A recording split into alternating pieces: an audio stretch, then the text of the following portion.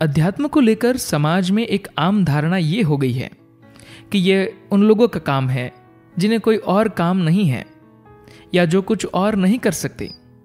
कितनी सही है यह धारणा, आइए एक बार सद्गुरु की दृष्टि से इसे देखते हैं। अध्यात्म कायरों और निकम्मों के लिए नहीं है।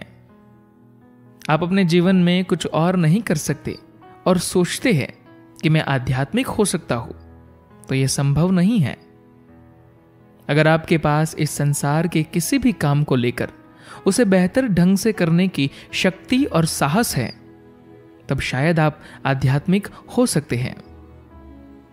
आजकल पूरे समाज के मन में यही धारणा है कि सिर्फ निकम्मे और नालायक लोग ही अध्यात्म की तरफ जाते हैं। दरअसल इसकी वजह है कि आज समाज में तथाकथित आध्यात्मिक लोग ऐसे ही हैं। ये लोग कुछ भी करने लायक नहीं हैं और ये बस एक गेरुआ वस्त्र पहनकर किसी भी मंदिर के सामने बैठ जाते हैं और उनका जीवन संवर जाता है। ये अध्यात्म नहीं है, ये वर्दी पहनकर भीख मांगना है। अगर आपको अपनी चेतना पर विजय पानी है, अगर आपको अपनी चेतना के शिखर पर पहुंचना है, तो वहां एक भिखारी कभी नहीं पहुंच सकता। दो तरह के भिखारी होते हैं। गौतम बुद्ध व उस स्तर के लोग उच्चतम श्रेणी के भिखारी हैं, दूसरे सभी निपट भिखारी हैं। मैं तो कहूंगा कि एक सड़क का भिखारी और राजगद्दी पर बैठा हुआ राजा दोनों ही भिखारी हैं, क्योंकि वे हर वक्त बाहर से कुछ मांग रहे होते हैं। सड़क का भिखारी हो सकता है कि पैसा, भोजन या आश्रय मांग रहा हो, जबकि राजा हो सकता है कि किसी दूसरे राज्य पर विजय, खुशी या कुछ इस तरह की बेकार की चीजें मांग रहा हो। क्या आपने गौर किया है कि हर व्यक्ति किसी न किसी चीज की भीख मांग रहा है? गौतम बुद्ध ने केवल अपने भोजन के लिए भिक्षा मांगी, शेष चीजों के लिए वे आत्मनिर्भर थे, जबकि दूसरे सभी लोग भोजन को छोड़ बाकी सभी चीजों के लिए भीख मांगते हैं। दूसरी ओर एक आध्यात्मिक इंसान केवल भोजन के लिए भिक्षा मांगता है, बाकी सभी चीजें अपने भीतर से अर्जित करता है। अगर वह चाहे तो वह अपना भोजन भी कमा सकता है। आध्यात्मिक होने का अर्थ है अपने भीतर सम्राट होना। होने या जीने का यही एकमात्र तरीका है। क्या होने या जीने का कोई दूसरा तरीका भी है? कोई व्यक्ति अपनी पूरी चेतना में क्या किसी ऐसे जीवन का चुनाव करेगा जहां उसे कोई चीज किसी और से मांगनी पड़े? हो सकता है कि लाचारी में उसे कुछ मांगना पड़े। क्या हर आदमी उस तरह से नहीं होना चाहेगा जहां वह पूरी तरह अपने आप में सक्षम हो? हालांकि इसका यह कतई मतलब नहीं कि आपको पूरी तरह से आत्मनिर्भर बनना है। पारस्परिक निर्भरता हमेशा होती है, लेकिन आपके भीतर सभी चीजें मौजूद हैं। आपको इन्हें बाहर नहीं खोजना है। यहां तक कि किसी के संग साथ की भी आपको जरूरत नहीं है।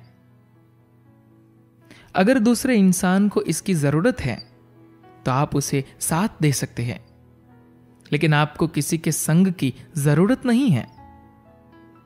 इसका मतलब है कि अब आप भीतर से भिखारी नहीं रह गए हैं। हो सकता है कि केवल बाहरी चीजों के लिए आपको बाहर संसार में जाना पड़े। यही परम मुक्ति है। एक बार जब किसी के साथ ऐसा हो जाए तो फिर उसका जीवन बिल्कुल अलग ढंग का हो जाता है। एक बार जब इंसान में कोई लालसा नहीं रह जाती, कोई भीतरी जरूरत नहीं रह जाती, केवल तभी वह जान पाता है कि प्रेम क्या है, आनंद क्या है, या वास्तव में बांटने का मतलब क्या होता है। जो लोग इस बांटने के आनंद को खो चुके हैं, वे केवल लेन देन करना जानते हैं। अधिकतर लोग केवल लेन देन से परिचित हैं। तुम मुझे ये दो, मैं तुम्हें वह दूंगा। ये बांटना नहीं है। अधिकांश रिश्ते बांटने के संबंध में नहीं हैं। वे तो केवल लेन देन के संबंध में हैं। अपना पैसा, अपना शरीर, अपनी भावनाएं। जबकि सही मायनों में बांटना वह है जहां यह भाव हो कि तुम्हें मुझको कुछ भी देने की जरूरत नहीं है, क्योंकि मैं तुमसे कुछ भी नहीं चाहता हूं, फिर भी मैं तुम्हारे साथ ये बांटना चाहूंगा।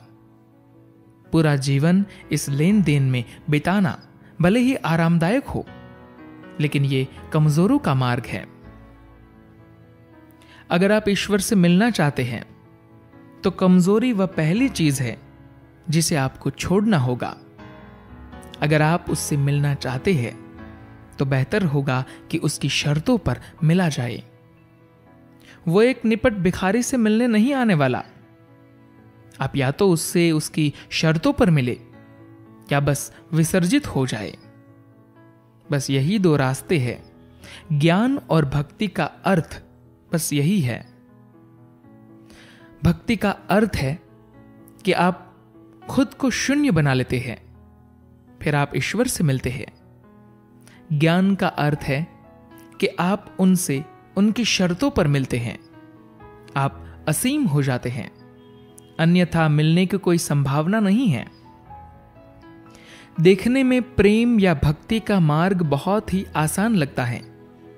यह आसान है भी, लेकिन इन मार्ग पर ज्ञान मार्ग की अपेक्षा कहीं ज्यादा गड्ढे हैं, जिनमें गिरने का खतरा बना रहता है। ज्ञान मार्ग पर आपको यह पता होता है कि आप कहां जा रहे हैं। अगर इस राह पर आप गिरते हैं तो आपको पता चल जाता है। भक्ति में कुछ पता नहीं चलेगा। अगर आप किसी गड्ढे में गिर जाएंगे तब भी आपको इसका एहसास नहीं होगा। यह ऐसा ही मार्ग है। आप अपने बनाए भ्रमों की जाल में फंसे होते हैं, लेकिन आपको पता नहीं चलता। ज्ञान में ऐसा नहीं है। हर एक कदम जो आप बढ़ाते हैं आपको पता होता है। विकास के हर कदम के बारे में आपको जानकारी होती है। इतना ही नहीं, हर एक कदम जो आप पीछे की तरफ बढ़ाते हैं वह भी ज्ञात होता है। मैं ये नहीं कह सकता कि यह कठिन मार्ग है, लेकिन यह बहादुरों का मार्ग है, कायरों का नहीं। कायर इसे कभी नहीं कर पाएंगे, हालांकि हर इंसान में यह करने की संभावना है। अगर इंसान अपनी सीमाओं से ऊपर उठ जाए तो उसमें इसे करने की क्षमता है। बात सिर्फ इतनी है कि इसे करने की उनके भीतर अटूट चाह है या नहीं। जैसा हम सोचते हैं वैसा ही हम बन जाते हैं। आपके लिए जो चीज सबसे अहम है, आपकी सारी ऊर्जा अपने आप उसी तरफ मुड़ जाती है। जैसे एक शराबी हमेशा इसकी बात करता है कि कौन ज्यादा पी सकता है, इसलिए स्वभावतः उनका पूरा जीवन उसी बारे में होता है। इंद्रियों के सुख के पीछे भागने वाले लोग सोचते हैं कि कौन ज्यादा मजे कर सकता है। जो लोग पैसे के पीछे पड़े हुए हैं वे ज्यादा से ज्यादा पैसे के बारे में सोच रहे होते हैं। ऐसे में उनकी ऊर्जा भी उसी तरह जाती है। ठीक इसी तरह जो अध्यात्म मार्ग पर चलना चाहता है उसे अपने मन में इसे वैसा ही बनाना होगा कि यही सर्वोच्च है। उसे सोचना होगा कि यही पहली और अंतिम चीज है जो मैं अपने जीवन में चाहता हूं। फिर स्वभावतः उसकी पूरी ऊर्जा उसी दिशा में जाएगी। केवल तभी आपके जीवन में यह पल पल का संघर्ष खत्म होगा और खुद को सुधारने के लिए आपको मेहनत नहीं करनी पड़ेगी। धन्यवाद।